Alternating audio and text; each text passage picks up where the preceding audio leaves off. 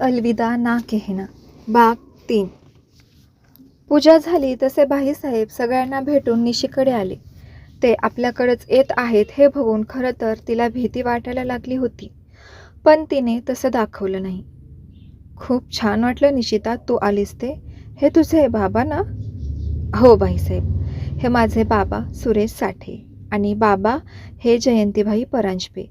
सगळे भाईसाहेब म्हणतात त्यांना. नमस्कार भाईसाहेब. निशी, अगं यांना कोण नाही ओळखत. यांचे इतके कॉलेज बिझनेस आहेत, यांना कोणी ओळखत नसेल असा क्वचित सापडेल, नाही का साहेब? अरे सुरेशराव, हा तर तुमचा मोठेपणा झाला. पण खरंच खूप छान वाटलं आम्हाला भेटून. तुम्ही खरंच खूप नशीबवान आहात की निशिता तुमची मुलगी आहे. अस्सल सोनं आहे ती. खरं आहे भाईसाहेब तुमचं. माझी लेक लाखात एक आहे. माझ्याबरोबरीने घराला हातभार लावते. तिची आई कितीतरी वर्ष झालं जागेवर आहे. आजारपणामुळे काही करता येत नाही, पण माझ्या निशीने अख्खं घर नीट सांभाळलं. भावाला शिकवून कॅनडाला पुढच्या शिक्षणासाठी पाठवले. स्वतःही शिक्षण घेऊन नोकरी करते. खूप अभिमान आहे मला तिचा. तिचे बाबा भरभरून कौतुक करत होते. बोलताना त्यांचे डोळे भरून आले होते. तिचे हे डोळे पाणावले होते. खरंच अशी मुलं आजकाल शोधूनही नाही सापडणार. निशी, अगं तुझी मैत्रीण नाही आली का? तिलाही बोलवलं होतं ना मी. आली आहे ना. ही काय? संजू? आता तरी इथे होती. बाबा, संजू कुठे गेली? अगं इथेच होती, माहीत नाही आता कुठे गेली ते. संजू? अरे ही तिकडे काय करते आहे? त्या दोघांनीही समोरच्या दिशेला पाहिलं तर आपली संजूबाई इन्स्पेक्टर पाटीलचं डोकं खात होती आणि बिचारे पाटील डोक्याला हात लावून इकडे तिकडे बघत तिला टाळण्याचा प्रयत्न करत होते. निशिताबाई, तुमच्या मैत्रिणीचं काही खरं दिसत नाही. नाही भाईसाहेब, तीच तर जाऊ द्या. मला तर इन्स्पेक्टर पाटलांची काळजी वाटत आहे. ही संजू त्यांचं डोकं नक्की खराब करणार. अगं निशी, चालू दे तिचं. तू भेटवस्तू तर दे भाईसाहेबांना. किती उशीर करतेस? अरे हो, मी विसरलेच. भाईसाहेब, ही छोटीशी भेट आमच्याकडून. प्लीज याचा स्वीकार करा. अगं पण याची काहीच गरज नव्हती. मी आवडीने तुम्हाला पूजेला बोलावलं. माझ्याकडून तर काहीच घेतलं नाही आणि मला घे बोलते आहेस? भाईसाहेब, नाही बोलू नका. मला माहीत आहे तुमच्याकडे कशाची कमी नाही, पण या गरिबाची छोटीशी भेट स्वीकार करा. त्याने आम्ही धन्य होऊ. प्लीज. ठीक आहे, पण काय आहे यात? बघा ना उघडून, तुम्हाला नक्की आवडेल. भाईसाहेबांनी भेट उघडून बघितली आणि त्यांचा चेहरा उजळला. खूप सुंदर मूर्ती आहे ही. देवी महालक्ष्मीच्या कृपेने सगळी संपत्ती, हे वैभव उभं आहे. खरंच खूप सुबक आणि रेखीव मूर्ती आहे. खूप आवडली आम्हाला. धन्यवाद. भाईसाहेबांनी लगेच नंदिनीबाईंना आवाज दिला. बोला, काही हवं आहे का तुम्हाला? नाही, काही नको आहे आम्हाला. तुमची ओळख करून देतो. हे सुरेश साठे आणि ह्या त्यांच्या कन्या निशिताबाई. तुम्हाला बोललो होतो ना, ती हीच मुलगी जिने माझा जीव वाचवला. आणि आज ही बघा ना, किती सुंदर भेट आणली आहे त्यांनी. भाईसाहेब निशीचं कौतुक करत तिची ओळख नंदिनीबाईंना करून देतात आणि ती चांदीची मूर्तीही दाखवतात. खूप सुंदर मूर्ती आहे आणि निशितासुद्धा. निशिता नंदिनीच्या पाया पडली. दीर्घायुष्य व्हा, असेच नेहमी आनंदी राहा. नंदिनीबाई हळूच भाईसाहेबांच्या कानात कुजबुजल्या.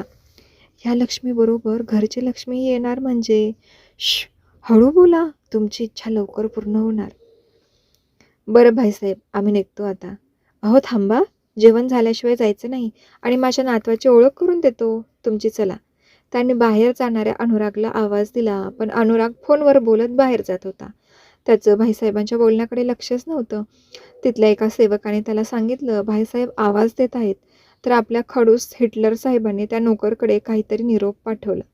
भाईसाहेबांना कळून चुकलं होतं की यांचे अर्ध्या तासाचे वचन पूर्ण झाले. आता ते काही थांबणार नाही. म्हणून त्यांनी तिथूनच सुरेशराव यांना आणि खास करून निशीला दिसेल असा हात दाखवत बोलले, हे बघा आमचे सुपुत्र, म्हणजे माझ्या मुलीचे चिरंजीव अनुराग परांजपे, आमचं काळीज. यांना खूपदा न्यूजपेपरमध्ये बघितलं आहे. तुमच्या नातवाचे कर्तृत्व लपून राहील का भाईसाहेब? बिझनेस तर तुमच्या रक्तात आहे. तुमच्यासारखेच धडाडीचे आहेत.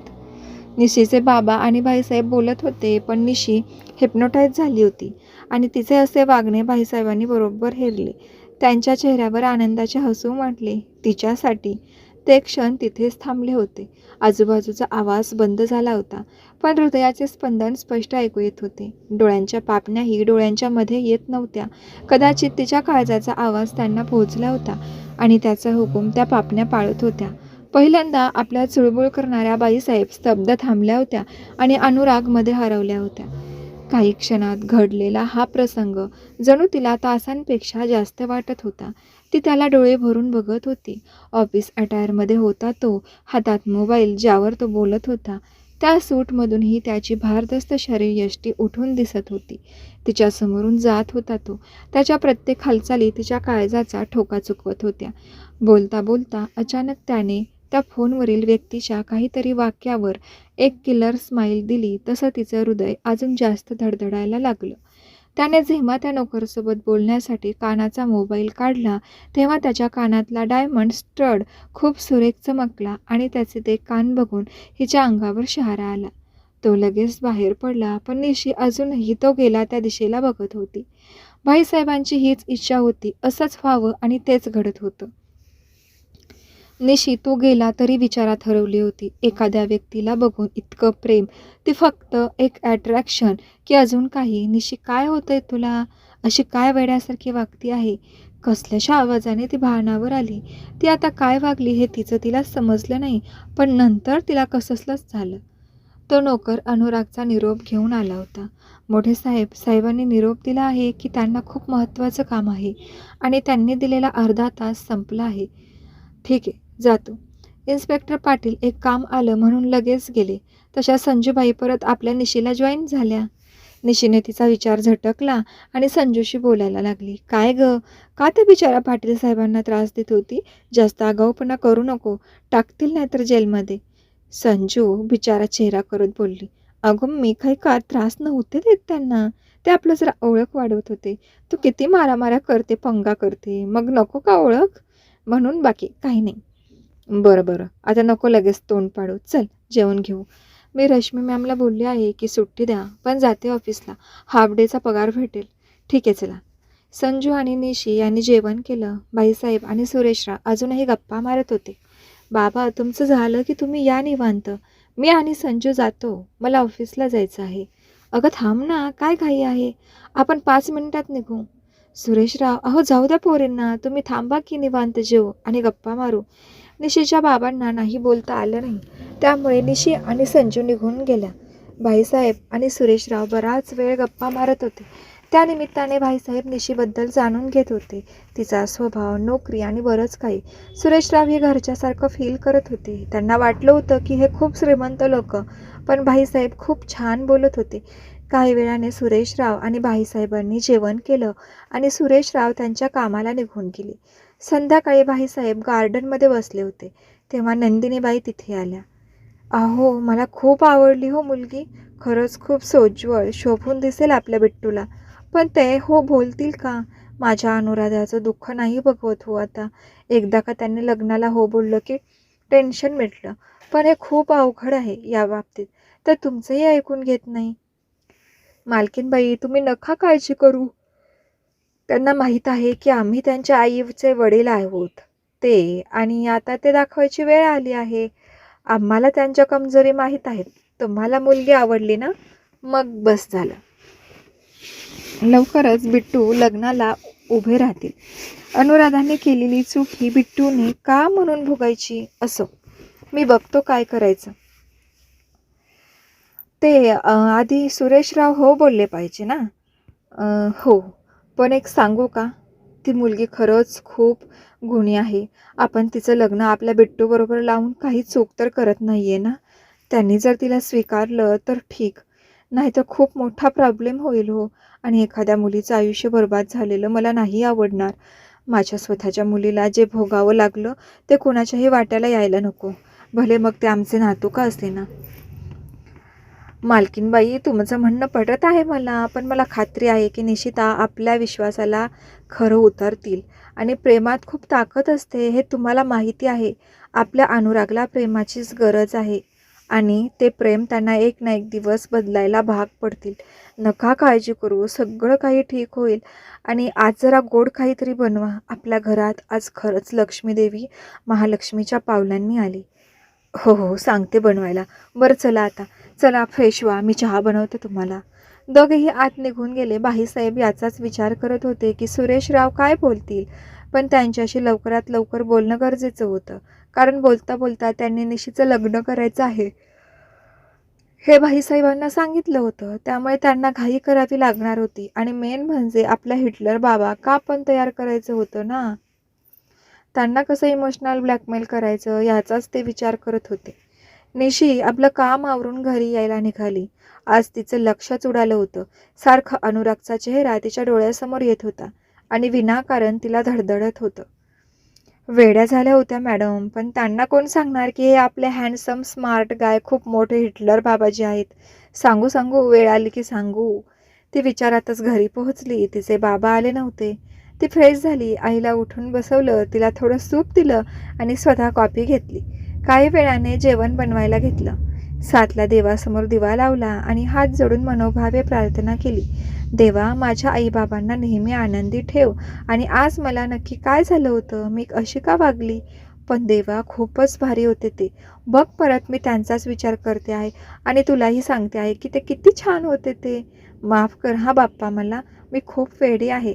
तुला तर सगळंच माहिती आहे. जाऊ दे, तू तो विचारच काढून टाक माझ्या डोक्यातून प्लीज. काही वेळ ती देवाची प्रार्थना करून कामाला लागली, पण किती केलं तरी तिच्या डोक्यातून अनुराग काही जात नव्हता. त्याचा फिवर तिच्यावर खूपच वाढला होता. काही दिवस असेच गेले. निशी आता तो प्रसंग विसरली होती. अनुराग बाबू तर कामात होते, त्यांना याची भनकही नव्हती, पण त्यांना एक जोरात झटका लागणार होता. बाईसाहेबांनी या दिवसात निशीच्या ऑफिसमध्ये, कॉलेजमध्ये आणि आजूबाजूला तिची चौकशी केली. सगळीकडे तिची तारीफच ऐकायला मिळाली. होतीच ती तशी. त्यांनी परत एकदा सुरेशराव यांना त्यांच्या एका हॉटेलवर बोलावून घेतलं. सुरेशरावही लगेच आले. त्यांना टेन्शन आलं होतं की असं अचानक का बोलावलं ते. नमस्कार बाईसाहेब, काय झालं, मला इतकं घाईत बोलावून घेतलं, काही टेन्शन? एकतर सुरेशराव थोडे घाबरले होते. तिथला तामझाम बघून आणि आजूबाजूला कितीतरी गार्ड होते. त्यांना आता येताना चेकिंग करून मग आत सोडलं होतं. बसा सुरेशराव, महत्वाचंच बोलत होतो. म्हणजे बघा, तुमची निशिता. निशीचं नाव ऐकून सुरेशराव जरा घाबरले. निशीचं काय बाईसाहेब? अहो सुरेशराव, घाबरू नका. घ्या पाणी आणि थोडं शांत व्हा. आमच्यावर विश्वास आहे ना तुमचा? हो आहे. त्यांनी पाणी घेतलं. घेतलं कसलं, सगळा ग्लासच रिकामा केला. हे बघा सुरेशराव, तुमच्या निशीचा हात आमच्या अनुरागसाठी मागतो आहे. आम्हाला खरंच तुमची मुलगी सून म्हणून हवी आहे. हां, म्हणजे तुमची आणि तिची मंजुरी घेऊनच. भाईसाहेबांनी डायरेक्ट विचारून टाकलं. काय मग माझ्या निशीसाठी तुमच्या नातूचं म्हणजे? त्यांना काय बोलावं तेच समजत नव्हतं. एकतर ती इतकी मोठी माणसं आणि त्यात आता आपल्या निशीसाठी ते लग्नाचं विचारत होते. त्यामुळे त्यांना खूप आनंद झाला होता आणि नीट बोलताही येत नव्हतं. बाईसाहेब, म्हणजे मला आता खरंच समजत नाही मी नेमकं काय करू ते. हे तर आमच्या सारख्या गरिबाचं सौभाग्य झालं की तुम्ही स्वतःहून माझ्या निशीचा हात मागत आहात. मी काय बोलू? अहो, कोणीही तुम्हाला नकार देणार नाही. माझा होकार आहे हो. त्यांना आनंदाने आभाळ ठेंगणं झालं होतं. पण काय सुरेशराव? पण मला निशीला विचारावं लागेल. तिच्या मनाविरुद्ध मला काहीच बोलता येणार नाही. मी आत्ताच नाही सांगू शकणार. प्लीज समजून घ्या. तुमच्यासारख्या मोठ्या माणसाला नाही बोलणं माझ्या जीवावर आलं आहे. पण माझी लेक माझं सर्वस्व आहे हो. तिचा आनंद तोच माझा आनंद. मी तिला विचारून सांगतो. खरंच माफ करा मला, माझं काही चुकत असेल तर. अहो, असे हात नका जोडू तुम्ही. तुम्ही हवा तितका वेळ घ्या. पण आशा करतो की आनंदाची बातमीच कळेल लगेच तुमच्याकडून. काही वेळ बोलून भाईसाहेब आणि सुरेशराव निघून गेले. भाईसाहेबांना माहीत होतं सुरेशराव निशीला कसंही तयार करतील, पण अनुराग त्यांना तयार करून घेणं हे सगळ्यात अवघड काम अजून राहिलं होतं. आणि पुढचा प्लॅन तयार करायच्या कामातच होते भाईसाहेब. इथे अचानक निशीला उचक्या सुरू झाल्या होत्या. तिला नीट कामही करता येत नव्हतं. तिने बरंच पाणी पिलं पण काही फरक नाही पडला. शेवटी तिने कंटाळून बाबाला फोन केला आणि तिची उचकी थांबली. थोडं बोलून तिने फोन ठेवला. सुरेशराव तिचाच विचार करत होते. आपल्या मुलीचे सुख भविष्य त्यांना दिसत होतं. आज ते खूप खुशी होते आणि आज ते घरी जाऊन निशीला विचारणार होते आणि त्यांना माहीत होतं की ती आपल्या शब्दाबाहेर जाणार नाही. दुसरीकडे अनुराग खूप खुश होता, कारण त्याने आज खूप मोठं डील क्रॅक केलं होतं आणि त्याच आनंदात तो घरी आला. आल्या आल्या त्याने भाईसाहेबांना मिठी मारली आणि त्यांचा आशीर्वाद घेतला. दादू, आज खूप मोठं डील झालं आहे आपलं. मी खूप खुश आहे आज. हा, आपल्या लक्ष्मीचाच पायगुण आहे. खरंच लाखात एक आहे. काय म्हणजे अहो बिट्टू, ते म्हणजे नंदिनीबाईची बोलतीच बंद झाली. एकतर अनुरागला त्यांच्या माघारी काय चालू आहे हे माहीत नव्हतं आणि आजीबाई उत्साहात बोलून गेल्या. आता बाईसाहेबांना सांभाळून घेणं गरजेचं होतं, कारण आपले हिटलर साहेब खूप हुशार होते. त्यांना थोडी जरी कुणकुण लागली असती ना, तर यावेळी बाईसाहेबांचं काही खरं नव्हतं. बाईसाहेब, अहो ते त्यांना असं बोलायचं होतं की आज आपल्याला एक चांदीची देवीची मूर्ती भेट मिळाली. तिचाच पायगुण आहे असं म्हणायचं होतं मालकीनबाईंना. हो ना मालकीनबाई? हो, बिट्टू, तेच बोलायचं होतं. बरं जा, तुम्ही फ्रेश व्हा. तुमची ब्लॅक कॉपी पाठवते तुमच्या रूममध्ये. हो. तो लगेच वरती गेला. बाईसाहेब मात्र मालकीनबाईंना खाऊ का गिळू नजरेने बघत होते. त्या बिचाऱ्या घाबरून आत किचनमध्ये पळून गेल्या.